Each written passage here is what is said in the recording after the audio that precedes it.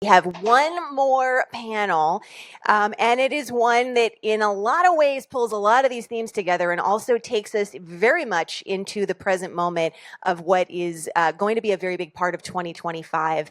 And that is our conversation on the contextualizing the 2025 tax debate. So we have a terrific set of folks who are all going to help put in context the tax debate that in some ways we feel like we're already in, and what it has to do with social insurance. So I'm going to call those folks up to the stage, and I'm going to hand things over to Indi Dutta-Gupta, my dear friend and colleague, former Academy board member, who's now joined us as a distinguished visiting fellow, and I'm going to let him introduce the final panel of the day. I am delighted to be here with everyone, and as we get started, I'll do brief introductions of the panelists. And Rebecca already provided a great little sort of overview, but I'll say a little bit more. So first, we are, I think, the final panel before the final sort of closing. Is that right? Yes? All right. So you're almost there. You're almost there. The world may be completely different in an hour. I'm not sure. But you're almost there. So here we are. We do have this very critical conversation around tax, whatever else is happening in the world, right? And there's some serious implications for social insurance programs, and that could potentially reshape some of the landscape of social insurance. For those of you who were here yesterday, you might have heard Doug Holtz-Eakin and I chat a little bit. And there's a lot of uncertainty, which we want to emphasize. But nevertheless, we're going to explore how social insurance is deeply intertwined with the tax reform debate, discuss some of the options, ranging from things you've already heard today, like eliminating taxes on Social Security benefits or potential cuts in Medicare, Medicaid funding, as well as potentially new tax credits for caregivers. And to help us have this discussion, I'm delighted to be joined by a few pretty fantastic people who are experts, doers, and just great human beings. So first is Heidi Shierholz, the president of the Economic Policy Institute, or EPI, as many of us know it, which is dedicated to improving the economic conditions for low and middle income workers. She previously served as chief economist at the U.S. Department of Labor. Again, very brief introductions. There's lots more you can find out about everyone. Then we have Josh McCabe, Director of Social Policy at the Niskanen Center, where he specializes in poverty and family policy. He's also an accomplished author and researcher in the field of social policy. And I urge you to take a good look at one of the requirements I had for Josh participating was for him to wear cool socks. And I believe it's a, can you describe the socks? My daughter is slightly older than my other pair of socks, but so there you go. You can get your dog's face, you can get your kid's face, you can get any face you want.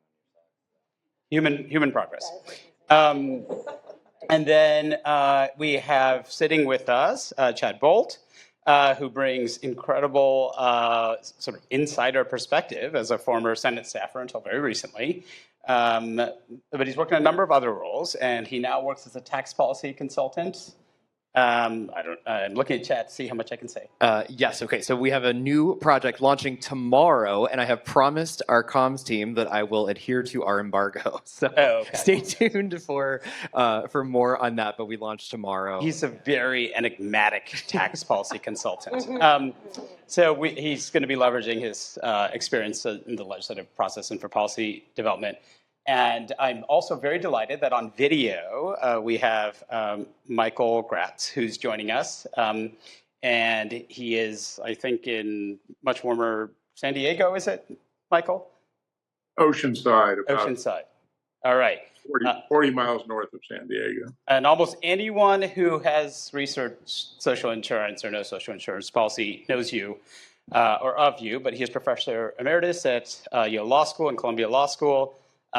He recently published The Power to Destroy: How the Anti-Tax Movement Hijacked America. I wonder where he stands on that.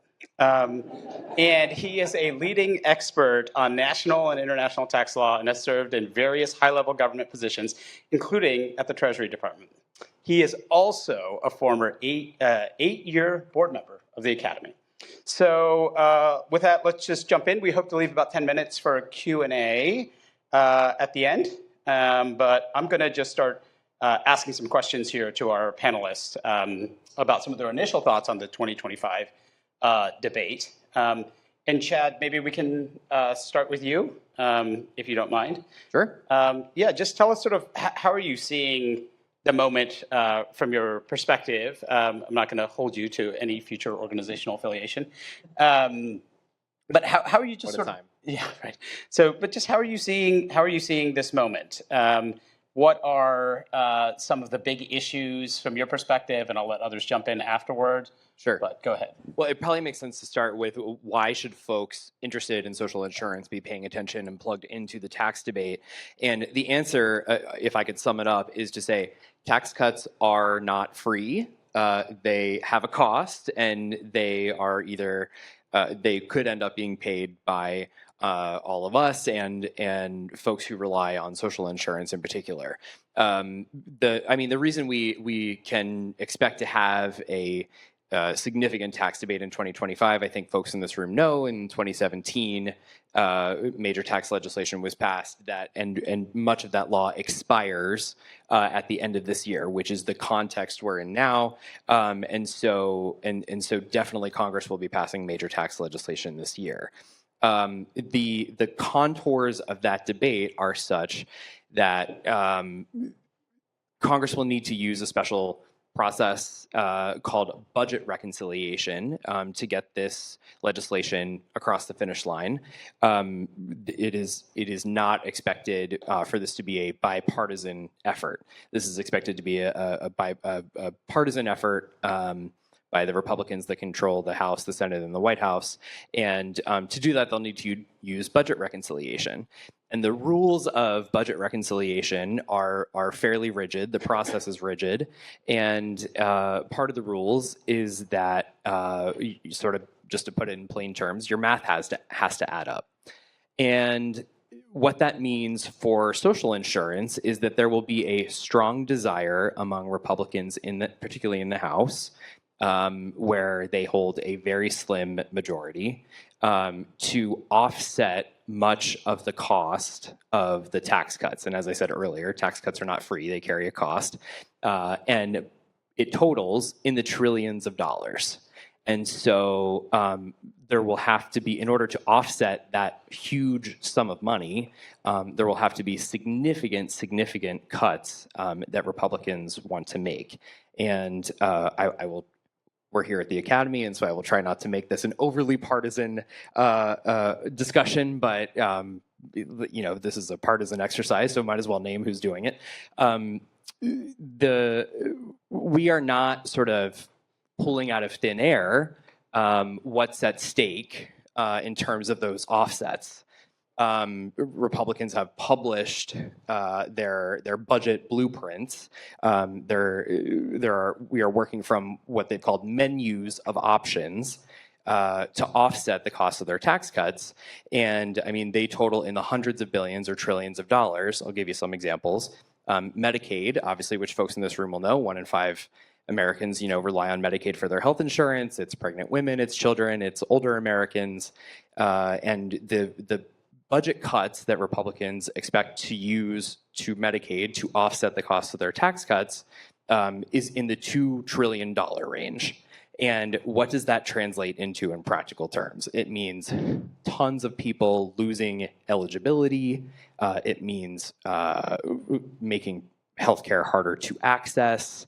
One other aspect at play in the healthcare realm is the looming expiration of the expanded advanced premium tax credits that help people afford their health insurance.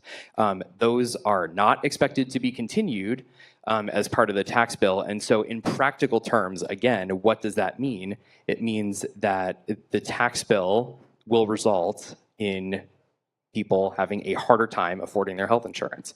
There are examples with SNAP with SSI, and other programs that folks in this room deeply care about. And the story is basically all the same, taking away access, taking away eligibility to offset the cost of the tax cuts, which, by the way, are deeply skewed to the highest incomes, which folks are probably not learning for the first time today.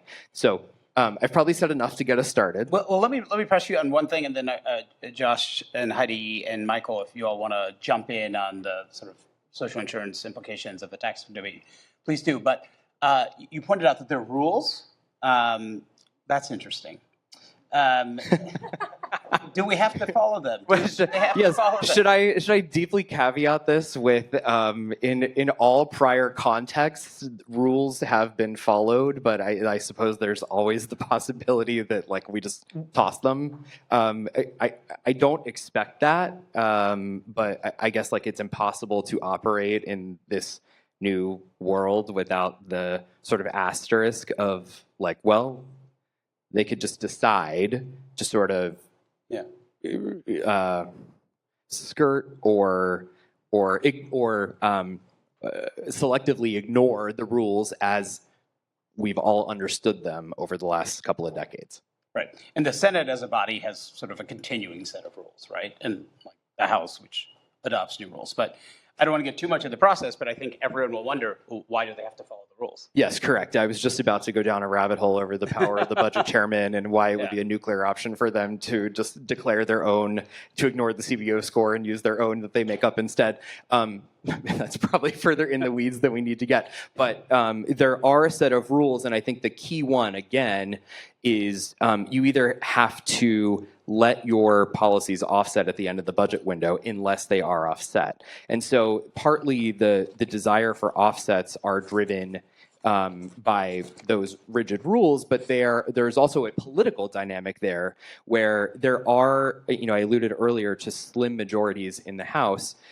There is a sizable contingent of House Republicans who truly are skeptical of adding further to the deficit, even if it is in service to these tax cuts for the wealthy and corporations that they desperately want to deliver.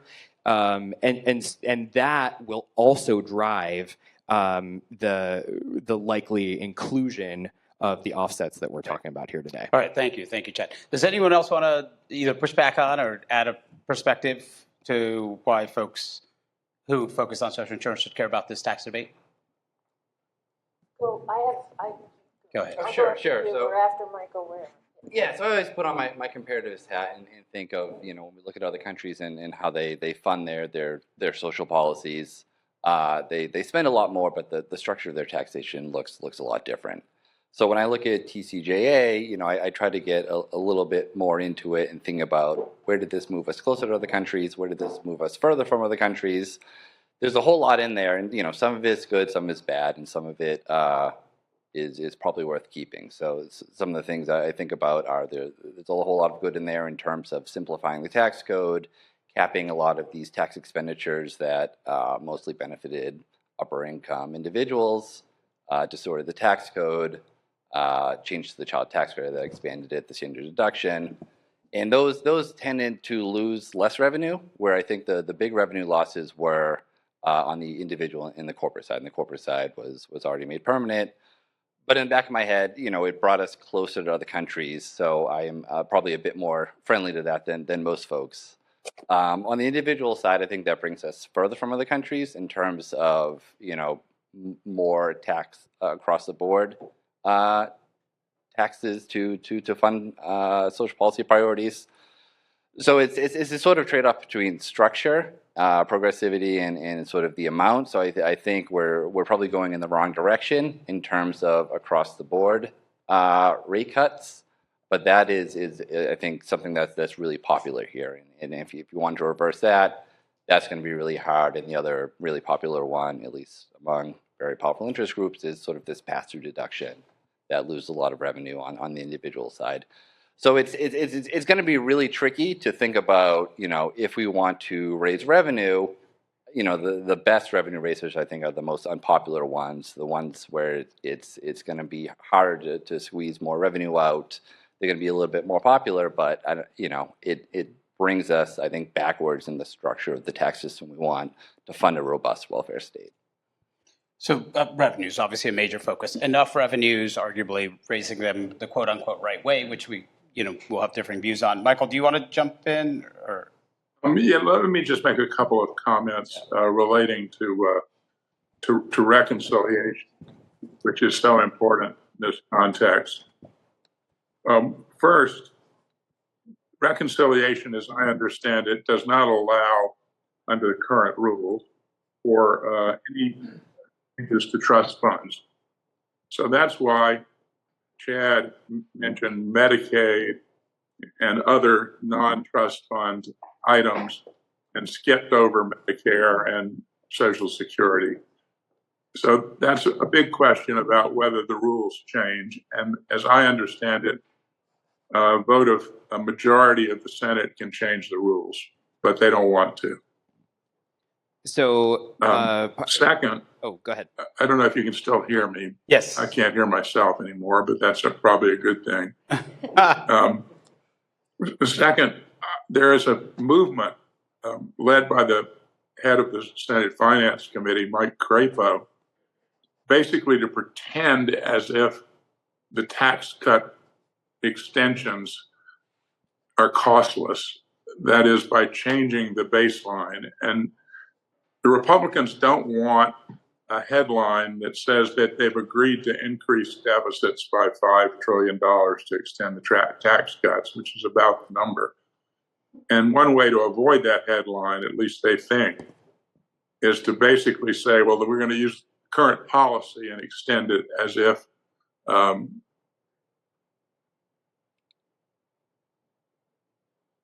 sorry, it says to unmute myself, but I'm unmuted. We can hear you.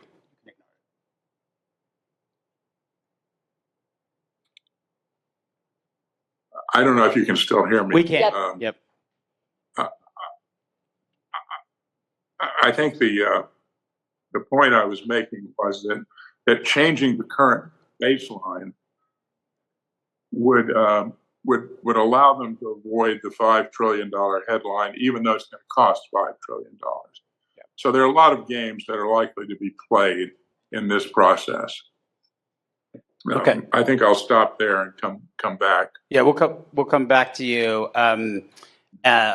Chad, you missed it yesterday, but we started these affinity groups, and I think we're going to have to start a budget reconciliation affinity group to have deeper conversations on. But do you want to say something really quickly before I turn it to Heidi? Sure. Let me just agree. I mean, the case that the Senate Finance Chairman is making is everyone prepared to hear the sickest burn in Washington, D.C.?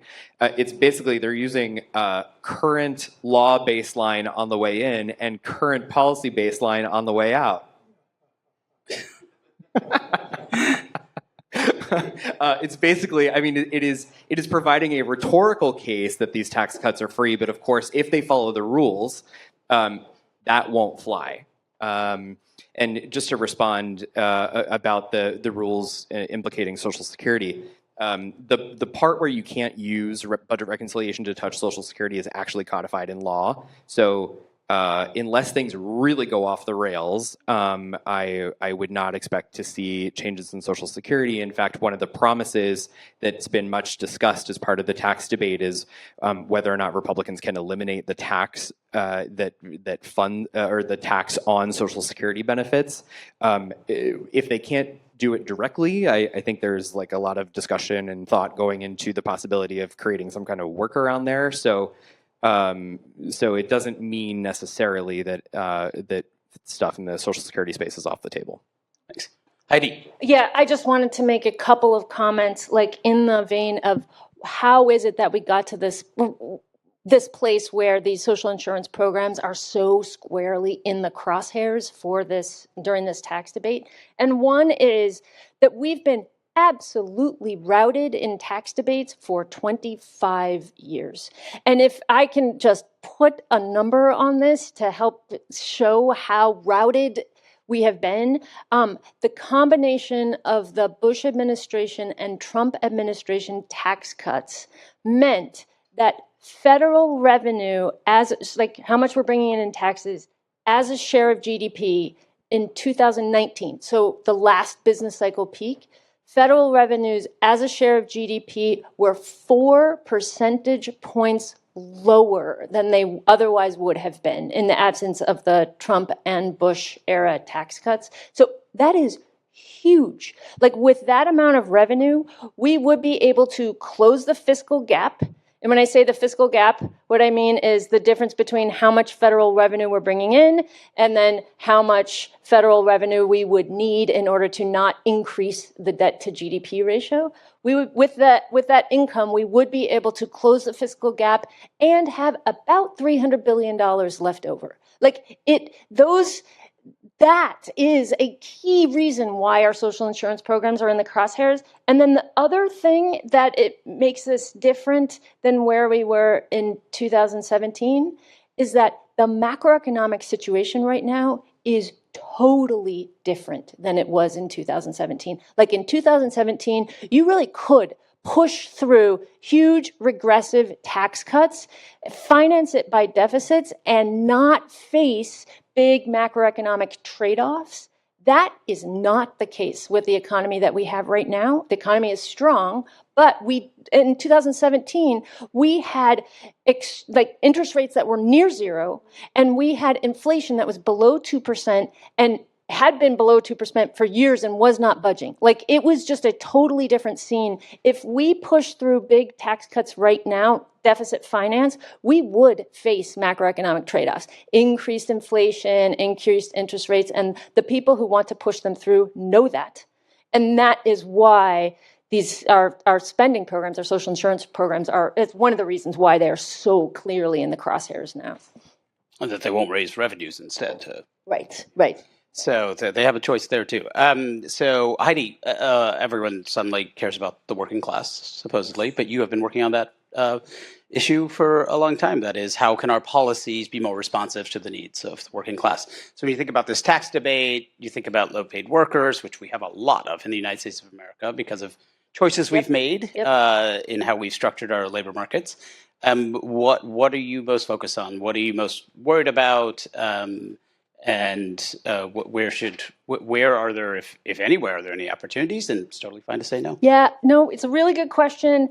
What we haven't seen, we have the playbook, right? But this last 2 weeks have been total chaos, but we haven't seen the really concrete proposals coming out right now. But we know what's going to happen is that the playbook will be to make social insurance programs stingier and less protective.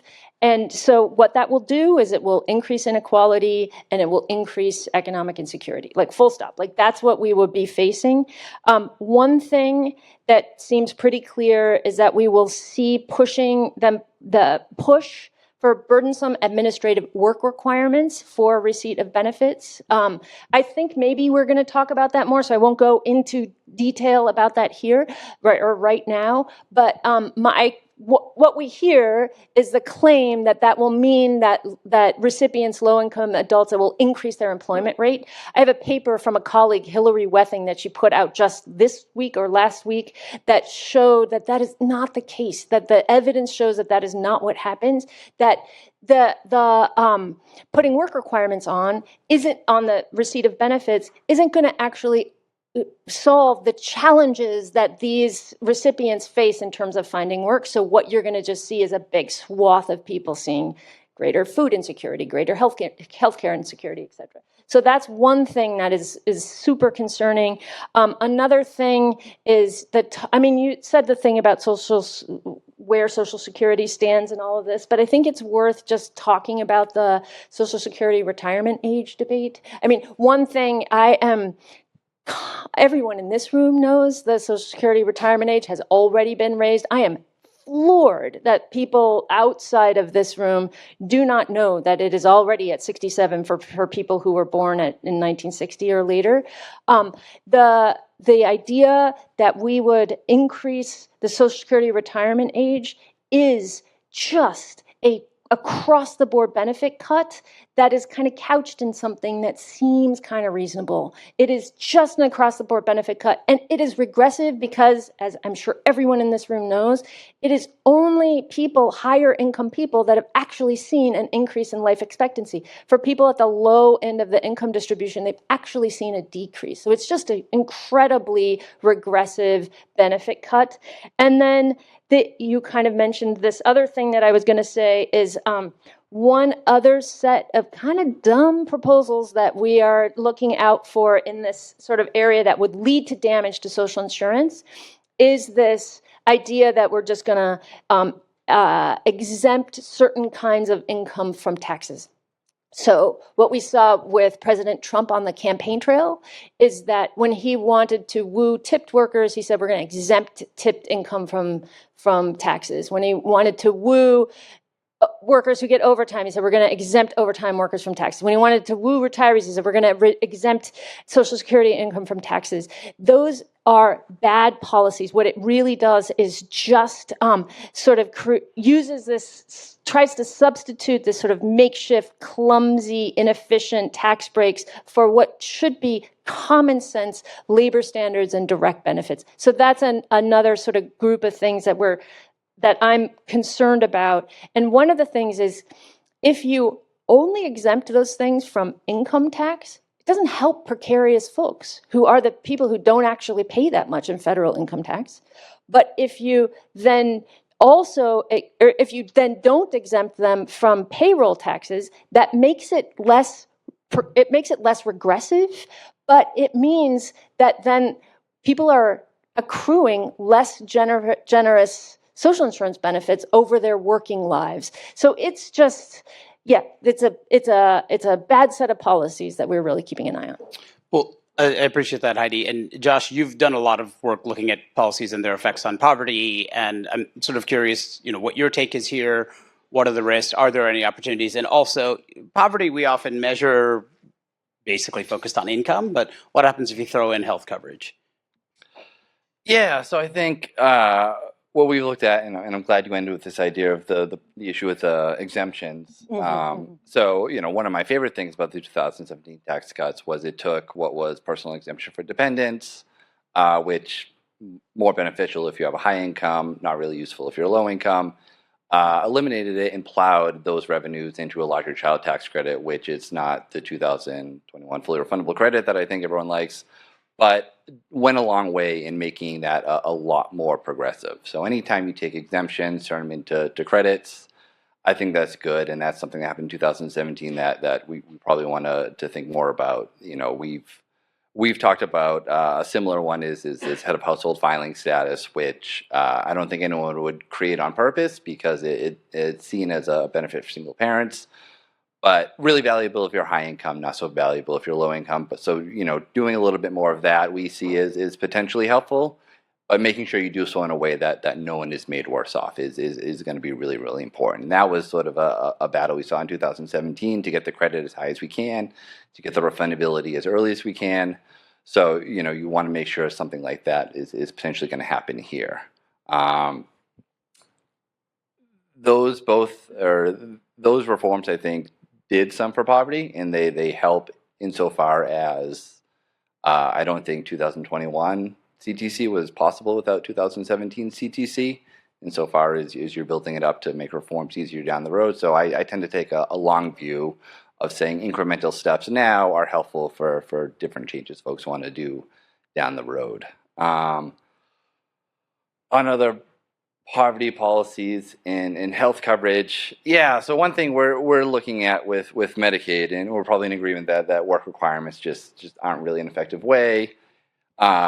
We tend to think there's some places where there's room to reduce spending on Medicaid that wouldn't necessarily affect low-income families. So there's some of it with the changes in matching, where a lot of southern states have poison pills that if you reduce those or cap those, they're going to reduce the expansion.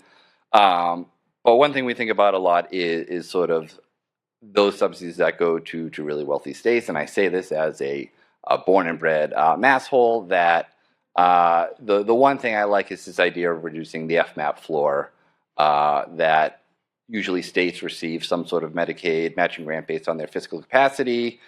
The wealthiest states have a floor where they don't go below 50%. So Massachusetts, California, and New York tend to get a lot more than they would otherwise if it was based purely on the wealth of the state. So I think there's room for savings there that I don't think would have an impact on low-income families. I think Massachusetts, we're pretty good. We'd chalk up that cash and we keep those programs going. It wouldn't impact those states where we would expect to see those cuts. But it's politically tricky in the same way that the mortgage deduction, the SALT deduction is tricky. You've got a really lot of powerful members of Congress from New York, New Jersey, California, Massachusetts that it's less a partisan thing and more of a everyone wants to see more money flow to their particular state thing. That's good to hear, because we all know with the SALT deduction it became very partisan too. But any positive, any potential for positives in the healthcare side? I kind of just want to hear you on the record say no. I will leave that to my healthcare guy who is not here today. All right, fair enough. All right. Indi, can I offer some reactions Sure. on that? Okay. So first, Josh, I want to say I think this is the first time that Marco Rubio was credited with the American Rescue Plan expansions of the child tax credit, but I followed the logic. So Which he opposed, right? yeah, correct. But it is important. I mean, Josh is right. Strides were made on the child tax credit in the 2017 tax law, but distribution really matters and policy design really matters. And the truth is that 26 million kids were left out of that expansion because their parents made not enough to benefit from the expansion, or they only received a very small benefit. And so certainly, if that is the baseline, we have a lot of work to continue to do on the child tax credit. And not to rehash 2017, I think there are actually lessons that we can apply or learnings that we can apply to the current tax debate and what we can expect on a poverty program like the child tax credit in this bill. We have some information to work from here. Just last year in 2024, a bipartisan tax bill was moving through Congress, and with modest changes to the child tax credit, still it would have been a meaningful expansion that had a lot of support on either side. But there was not sufficient support among Senate Republicans in particular to get it across the finish line. And so I think you can identify, pockets or individual members in the Republican caucus that really would like to do something on the child tax credit. But I think the learning from 2024 is that the sufficient support is just not there to expect that anything meaningful on the CTC is going to be included in this tax bill. Want to push back? Yeah, well, I think it's, there's these sort of two different streams of thoughts. And I think Democrats have tended to focus on facing a faster increase for fundability as like the number one goal. And Republicans tend to buy into that if there's that broader set of reforms. So we saw this, I think, in 2017, where you clean up tax code a little bit, phase in a little bit faster. And you see this with sort of the Romney bill and Blake Moore's bill and a few others, that pairing those two together, where you're including more working class families, but you're also either reducing marriage penalties or complexity or increasing simplicity. Pairing those together is really important for Republicans. So, it made it easy for some Republicans to vote against it because it was one and not the other, where I expect this time around, if they have full control, you would probably see some combination of those. To what extent it goes in one direction or the other. But I think pairing them together is going to be really important. Let me jump to Michael. Heidi's brought up some of a bit of a longer view on how we got here. Josh talked a little about a long view on at least one specific policy. Michael, how did we get here, as Heidi noted, where the demand for public spending exceeds the revenues that we're raising? And how does the current moment sort of compare to previous moments of tax reform? Well, I think we're in an unprecedented situation, and I'm going to throw a bit of a damper on the optimism that's being expressed around the panel, although it's not a terribly optimistic panel. I was going to ask did anyone hear optimism from me? I'm not sure. I heard a little optimism, and We're going to it squelch it. seemed too much to me. I'm sorry. I think the point here is that if you look at CBO estimates, which assume that the TCJA tax cuts will not be extended, which they definitely are going to be, they assume that we're going to get 17 to 18% of GDP in revenues over the next decade, and we're going to spend 23 to 24% of revenues over the decade. And we have debt to GDP that's at a level that's higher than it's been at any time since the Second World War. And at that time, all of the debt, virtually all of it, 97% of it, was owed to Americans. We're paying 3.1% this year of GDP in interest. We're going to be paying over 4% soon. It's much greater than all of the economic growth that's projected. And the anti-tax movement has prohibited the ability of the federal government to raise the revenues that, as Heidi pointed out, we might have had there not been the kinds of tax cuts there were. My book goes back to 1978, but Heidi started with the George W. Bush administration, and I'll say a few words about that. One is that Alan Greenspan in March of 2000 told the Senate Budget Committee that our surpluses were going to be so great that we would pay off all of the federal debt and soon have so much dollars that we had to invest in corporate stock, which was an idea that he really despised. And the good news, I'll give you a little good news, is that problem has been solved. As Heidi suggested, George W. Bush in 2001 and 2003, after 9/11, and in connection with adding a prescription drug benefit that had long been needed to Medicare, basically enacted tax cuts that cost $8 or $9 trillion over the period since then. And then let us be clear that the political power of the anti-tax movement, despite its shortcomings, should not be underestimated. I almost said misunderestimated in honor of George.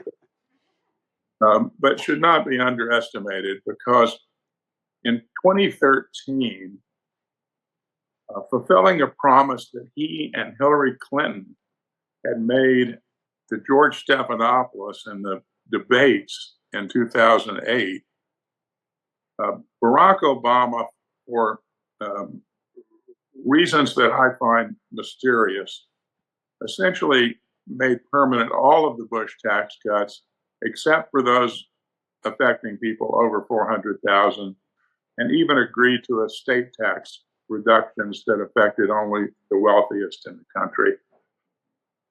So the Democrats' position is that they don't want to tax anybody with income less than $400,000 of income. That's the way it came out in 2013, and that's the Joe Biden rule, which went from 250 to 400.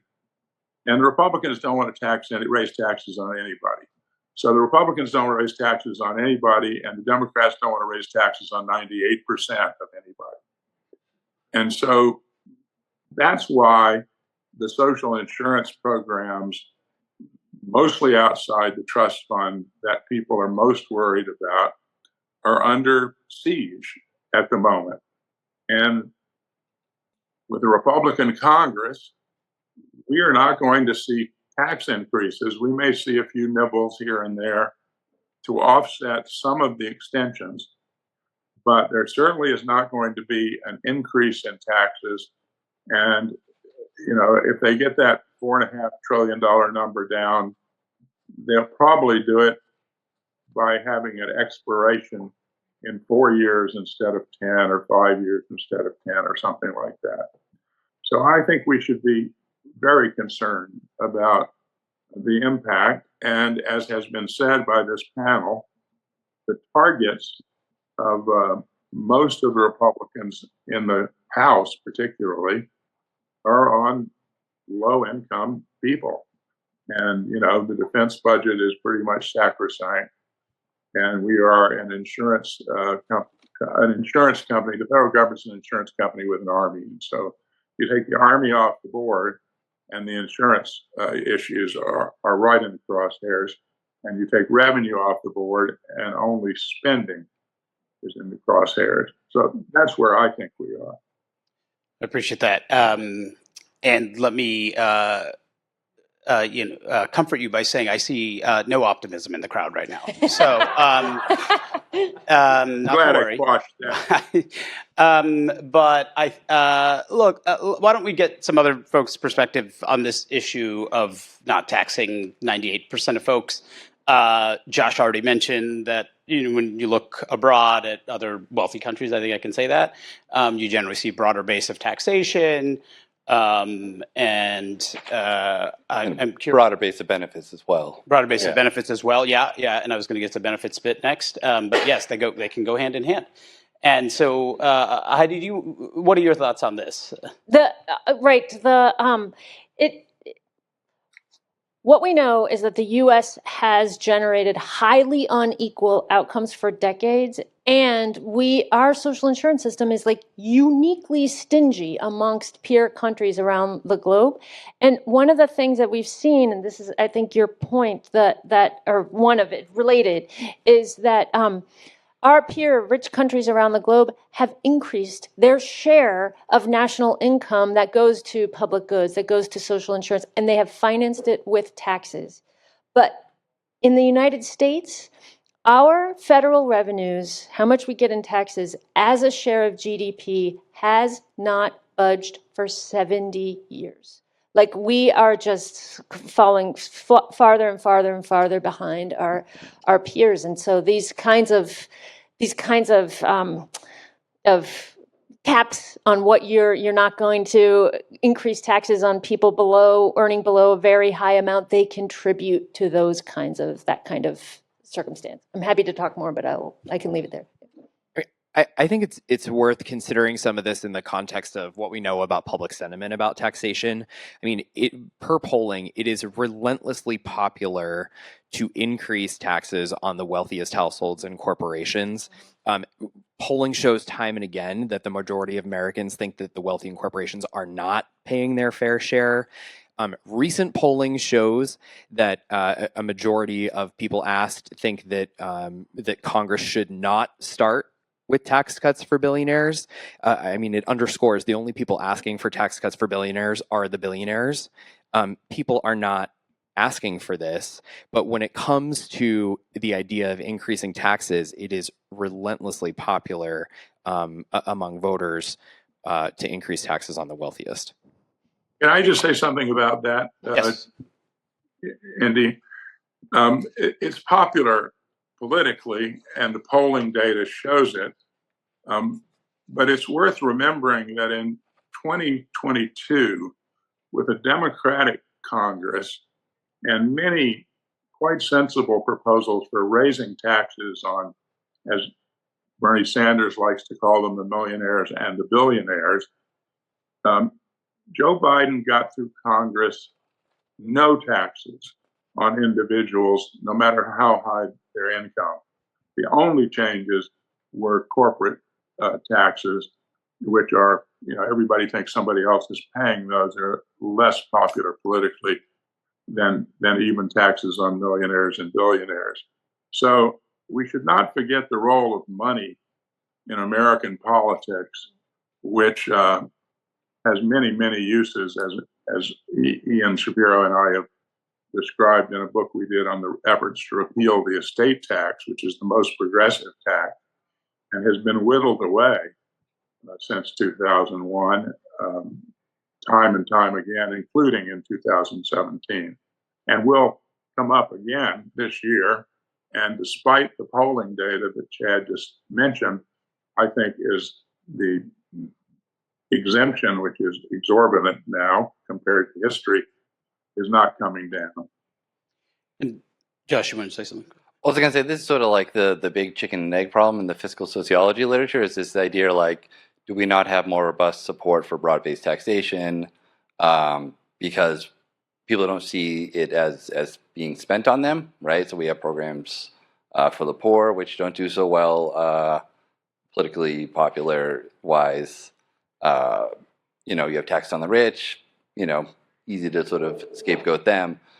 Or is it that, people don't like taxes and that's why we don't have social programs? So I tend to be in the, if we had built a robust set of social programs early on, most other countries that had done that, when the 1970s came, stagflation came, you saw a little bit more support for taxes because they didn't want to see their particular benefits roll back. And, one of the big things that the U.S. doesn't have is a value-added tax, which is a huge way that most other countries fund their welfare state. So it's complicated. It's sort of across the board, but it's trying to break out this equilibrium of like taxing the rich is popular, but redistribution to the poor sometimes popular, sometimes not, and you get these weird ups and downs that doesn't make it sustainable in the long run.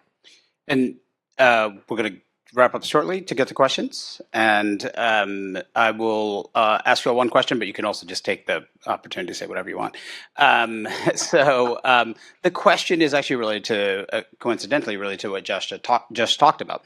One of the things you see when you look at the options before Congress right now and that have been floated is this language around focusing programs to help the truly needy. And we've heard a little bit about that today, in addition to how sometimes maybe our elected officials are a little disconnected from, and insulated, frankly, from public opinion. But what do you think of that? I mean, Josh, you sort of touched on how you get more broad-based programs often in pure countries. But how do you think about this notion of, really in some ways what's fundamental to social insurance is that they're broad-based programs, right? And a lot of the argument being put forward to take on these programs, even programs that are already arguably targeted, is they're not targeted enough. Yeah, so I'm a big fan of universalism, right? And I think because of the lack of revenue, we tend to, in a bipartisan way, like hyper focus on poverty reduction, right? So talk to folks, say a child tax credit for people who make $400,000 is a waste of money. And I say, no, it's, people have kids, they're expensive. These universal programs undergird a lot of this broad support. Unemployment insurance is one where it's universal. It's a universal program. If you lose your job, if you were making $100,000 a year, you still get it. And I tend to think that's a good thing. So thinking of this as policies that protects us against various things in life beyond poverty, right? Just temporary loss of job, the fact that kids are really expensive, different sorts of health coverage, I think is a much better way to talk about this, so you don't get into this, hyper focus on poverty, whether it's targeting benefits or, work requirements, because that's going to help reduce poverty by giving everyone a job. Go ahead quickly. And then do we have mics that folks could access for questions? Wait. Yeah, okay. I'll just say, should I go? Yeah, I'll just say one quick thing about the universal programs. One that is maybe an overlooked point about them. They don't just help individuals, like unemployment insurance helping an individual who lost their job. They're actually also really important macroeconomic stabilizers for the broader economy. Like unemployment insurance has it is the best potential automatic stabilizer we have. It comes online in a major way and supports economic activity exactly when the economy is in a big downturn. Like it works really well. The only thing that keeps it from being a absolutely transformative macroeconomic stabilizer is because it is stingy, like except for a short period during COVID, it is really, really stingy.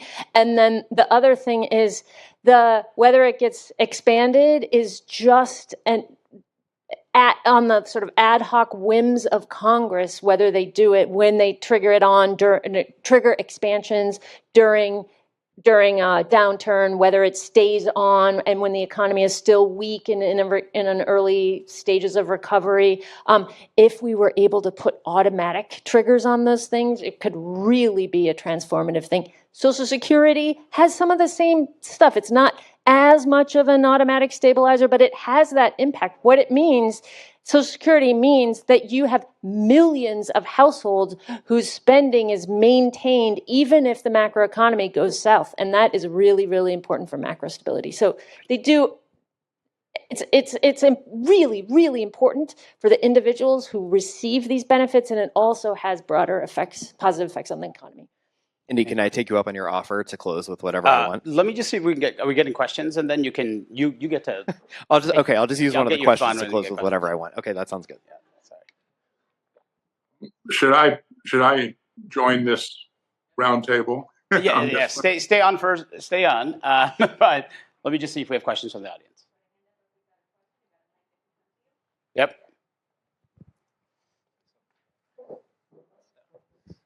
Noah Meyerson from CBO. Heidi, you mentioned, I think, that you thought that the increase in the normal retirement age would be regressive. Did I understand? Yes. How I meant that was that it is only people at higher levels of income who are seeing increases in life expectancy.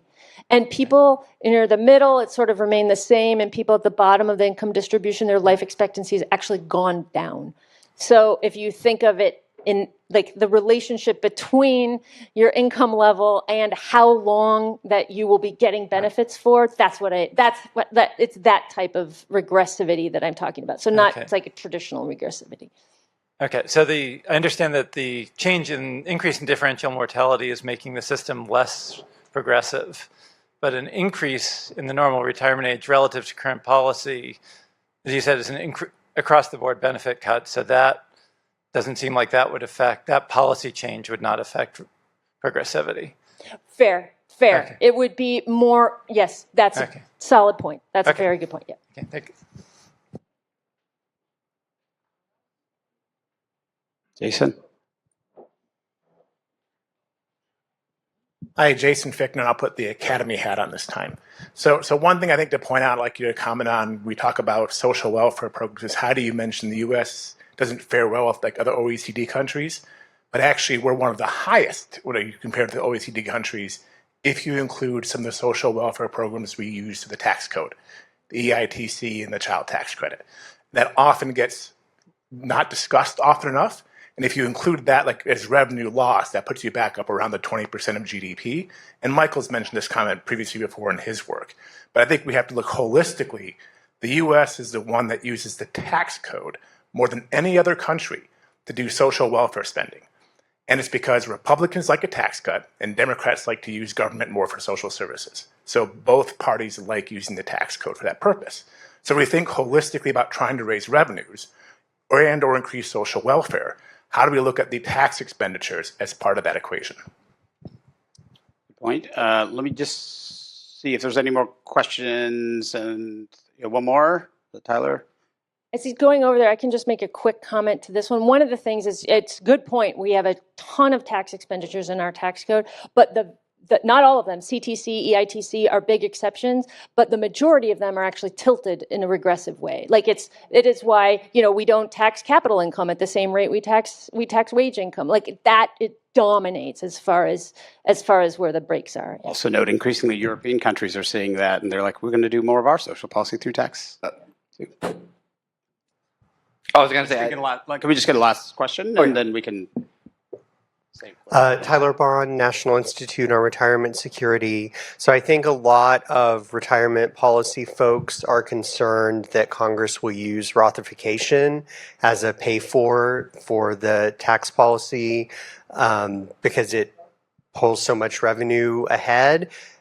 Do you know of any good analyses out there of what some of the longer-term impacts of full Rothification would be, especially in terms of looking at how much would it change people's behaviors around saving for retirement?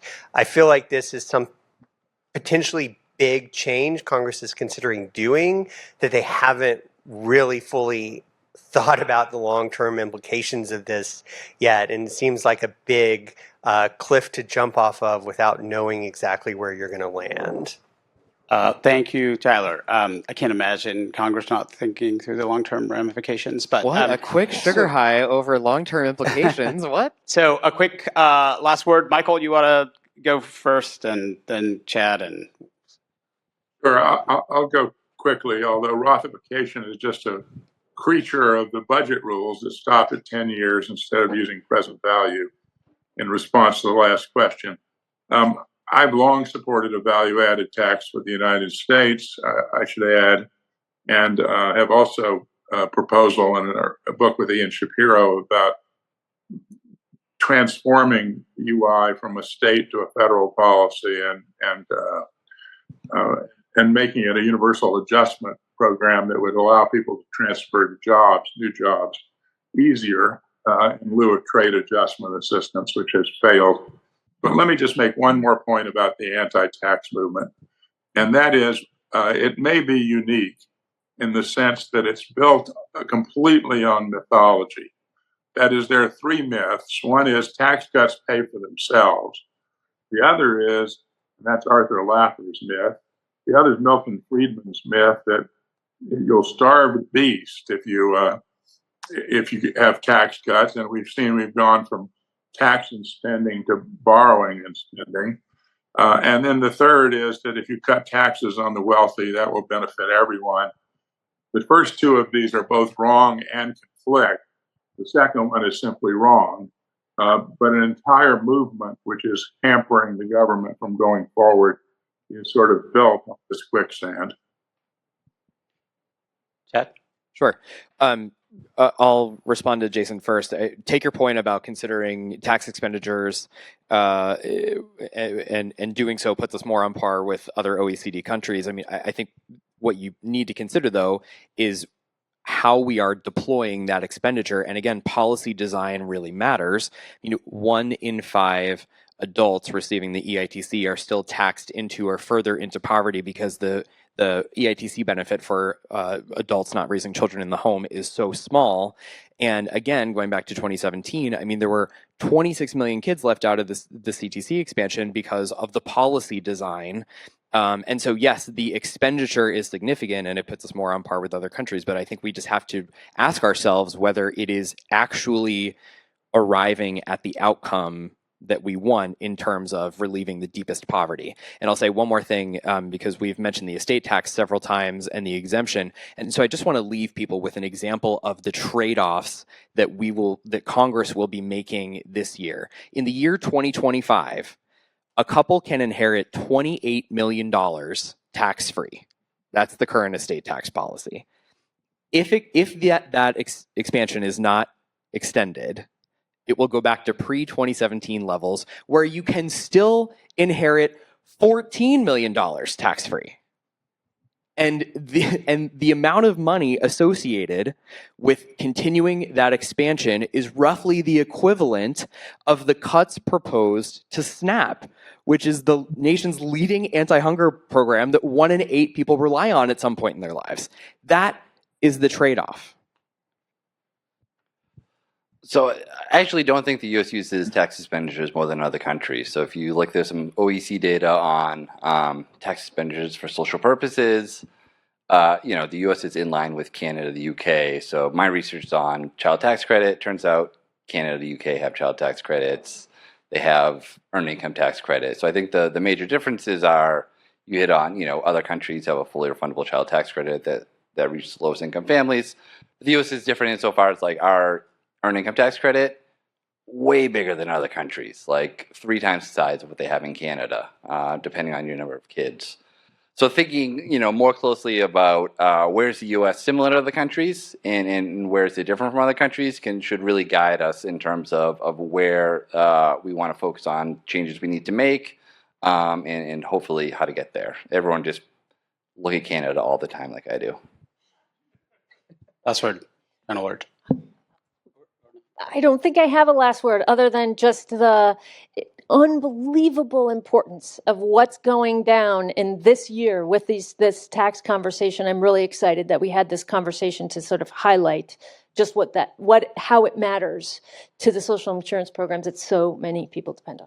Thank you, Heidi. Thank you, Josh. Thank you, Chad. Thank you, Michael. And Rebecca, you're coming up to bring us home. Thank you.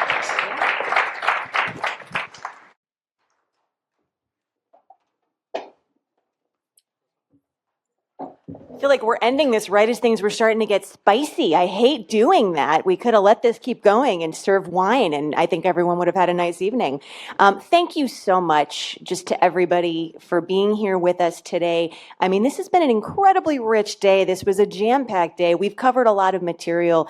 But the thing I think that was most special for, I know me and for a lot of us, was just being together, being in space. And I've really been enjoying getting to see a lot of you that I don't otherwise see. And I've really been enjoying seeing other people catching up and seeing each other and going, oh my God, it's been this long since I saw you. And it's wonderful to get to see the Academy community come together like this, especially in times where community, as I said this morning, is more important than ever. So thank you for taking the time to be with us. And, it's not like there's anything else going on in our issues right now in the middle of all of this, and people are still making the time to be here. So it means a lot. I want to end on a note of gratitude. And that's gratitude to all of you, but that's gratitude also for all the people behind the scenes who make something like this come together and who don't often get raised up as visibly as they deserve to be. And so that's the note I'm going to end on by lifting up a few folks who really need to be thanked. So please join me in thanking, yes, all of our panelists and moderators who were so wonderful all today, but especially the Academy staff.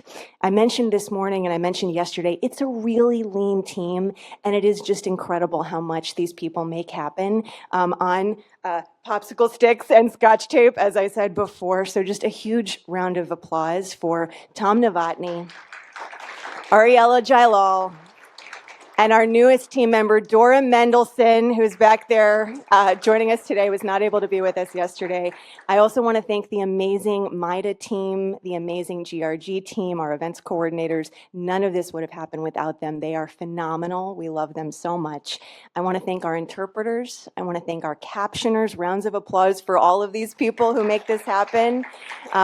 And then also to the funders who make these types of things happen as well. So another thank you to AARP, to the Retirement Research Foundation, to JP Morgan Chase, and to the Ford Foundation, and to the AV team who's making all of this audible and bringing it together on the screen. So thank you, everyone. Just a lot of gratitude. And we look forward to keeping it up and to bringing folks together in the weeks and months ahead. This is just a jumping off point for 2025, but we look forward to a lot more to come. So look out for that member survey if you're a member or a new member of the Academy. That's going to be coming around soon. We want to hear from you and we want to work with you, and a lot of love for this community. So thanks, everyone. It was great to be with you today.